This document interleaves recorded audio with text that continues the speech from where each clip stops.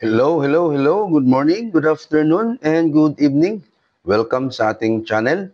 At bago tayo magpatuloy, paghihingi na isang like and subscribe. At huwag kalimutang pindutin ang notification bell para lagi tayong updated sa mga bagong upload natin. Okay, so our topic is about interior and exterior angles. Yung objective natin dito, so we have to deduce the relationship between the exterior angle and adjacent interior angle of a polygon. So, recap muna tayo sa previous topic natin, which is angle pairs. So, their measures add up to 90, so that is complementary angles. So, their measures add up to 180, that is supplementary angles. And they have a common side and a common vertex, but do not overlap, so that is adjacent angle. An opposite angles made by two intersecting lines, so that is vertical angles. Sa vertical angles, meron tayong congruent angles. Ang vertical angles ay congruent angles. So, supplementary and adjacent, so this is linear pair. So, ang linear pair dapat both supplementary and adjacent angles. So, dito na tayo sa ating main topic, which is interior and exterior angles. So, this is Ifugao traditional house. Kung titingnan natin yan, so meron sa mga ganyang mga bahay, meron pa rin, or kahit sa ating mga bahay ngayon, meron yung mga interior at saka mga exterior angle. Okay? So, dito tayo, exterior and exterior angles. So, interior angle muna tayo. Dito sa ating figure, this is a pentagon. 1, 2, 3, 4, 5. So, this is pentagon. So, yung exterior, of course, nasa loob. Okay? Yan, yun po ang mga exterior angle. So, angle 1, angle 2, angle 3, and angle 4. So, yung interior angles, angle 1, angle 2, angle 3, angle 4, and angle 5. So, exterior angle naman. Yung exterior, of course, nasa labas. So, sa labas ng polygon. Okay? Ayan. So, yan ang mga exterior angle. Extend natin yan. So, yan ang mga exterior angles. So, lagyan natin ng number. So, this is angle 6, 7, 8, 9, and 10. So, yung exterior angle, angle 6, 7, angle 8, angle 9, and angle 10. Ayan. Okay? So, what type of angle pairs are these? So, tingnan natin dito kung anong mga angle pairs. So, meron tayong linear pair, complementary, merong supplementary, merong adjacent. So, lahat ng angle pairs meron yan. So, ito, adjacent angle, itong angle 6 to 10. So, adjacent and supplementary. Adjacent, linear pair, and supplementary. So, yan ang angle 6 to angle 10. Exercise muna tayo. So, if angle 1 measures 70 degree. So, angle 1 is 70. So, what is the measure of each adjacent angle? So, ano yung adjacent angle ni angle 1? So, adjacent angle ni angle 1 is angle 6. So, therefore, if angle 1 is 70, angle 6 is, since, supplementary or adjacent angle or linear pair, so, dapat ang total nito is 180 since supplementary. So, since angle 1 is 70, so therefore, yung angle 6 is 110. Okay?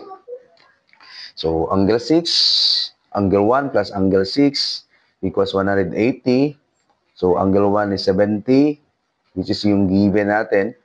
Then, plus measure of angle 6, yun ang hanapin natin, equals 180. So, iwan natin yung measure of angle 6 kasi yun ang hinahanap natin. Then, 180 minus 70.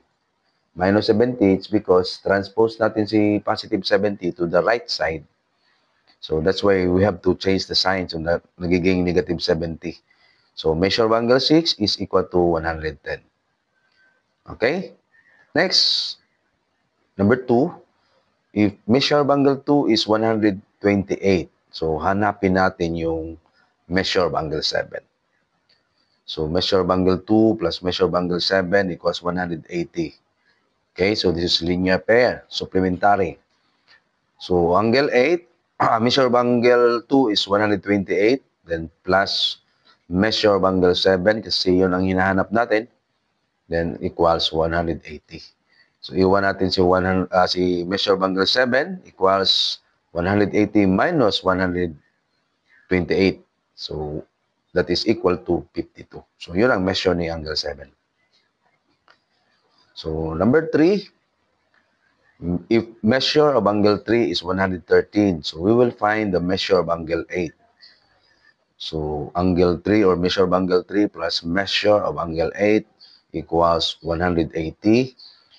And so, ang given dito is 113. So, yung measure of angle 3 is 113 plus measure of angle 8 equals 180. Okay? So, iwan natin yung measure of angle 8 kasi yun ang hinahanap natin. Then, equals 180 minus 113. Okay? Bakit nga nagiging minus 13? Kasi i-transpose natin yan from left side to the right side. So, that's why we have to change the sign. From positive, magiging negative. So, measure of angle 8 is equal to 67. 180 minus 113 is equal to 67. Next, ito. Activity tayo. If measure of angle 2 is 45, okay, what is angle 1? So, 45 ang angle 2. So, ano ang angle 1? Again, supplementary angle pa rin yan. This is linear pair. So, measure of angle 1 is equal to 180 minus 45. Okay? So, ang measure of angle 1 is 135. Next, number 2. If measure of angle 6 is 120, what is the measure of each adjacent interior angle? So, tingnan natin yung angle 6. So, ano yung adjacent ni angle 6 na interior angle? Interior ha, hindi exterior. Kung adjacent exterior, yun ang angle 7. Pero ang interior angle, adjacent ni angle 6 is angle 5. Okay? Angle 5 is 180 minus 120. 120 yung angle 6. So, measure of angle 5 is 60. Another question. What is the measure of angle 7?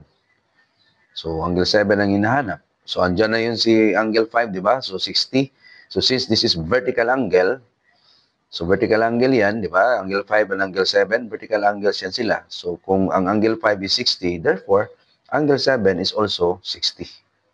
Ayan. Number 4, what is measure of angle 3? So, angle 3, hanapin natin sa angle 3. Yan, sa baba. So, ang gagawin natin dyan, dito tayo sa triangle, interior angle. So, i-add natin yung angle 2 plus angle 5 plus angle 3. Kasama si angle 3 kasi yun ang total, yun ang hanapin natin si angle 3. So, ang given dito, i-add natin yung angle 2, angle 5, at saka angle 3 equals 180. Kasi this is a triangle. So, kapag triangle, ang total measure ng interior angles ay 180. Ayan. So, angle 3, measure of angle 3 plus measure of angle 2 plus measure of angle 5 is 180. Okay? Then, ayan. Yan ang sum of interior angles sa triangle. So, ngayon, kunin natin yung given. Measure of angle 3 plus angle 2 is 45. Saan galing yung angle 2? Yung sa given natin, tingnan mo sa number 1, di ba? That is, measure of angle 2 is 45. Then, measure of angle 5 is 60. Nasolve na natin yan. So, equals 180. So, angle 3, plus, i-add natin yung 45 at saka 60, that is 105. Okay, equals 180. So, iwan natin si angle 3, then equals 180 minus 105. Kasi nga, i-transpose natin yan. So, from left to right. So, mag-change tayo ng sign. So, kapag transpose tayo, any number, any variable, we have to change the sign. Both sides, ha? Kung right to left, change the sign. Left to right, change the sign. So, therefore, measure of angle 3 is equal to 180 minus 105. So, that is equal to 75. Okay, so ito lang yung topic natin ngayon. Maraming salamat sa panonood at pakikinig. At again, sa hindi pa nakasubscribe, paki-subscribe na lang at huwag kalimutang pindutin ang notification bell para lagi tayong updated sa mga bagong upload natin. At paki-share na rin po. At also, paki-follow na rin sa ating Facebook page, Sir Ariel Math Review.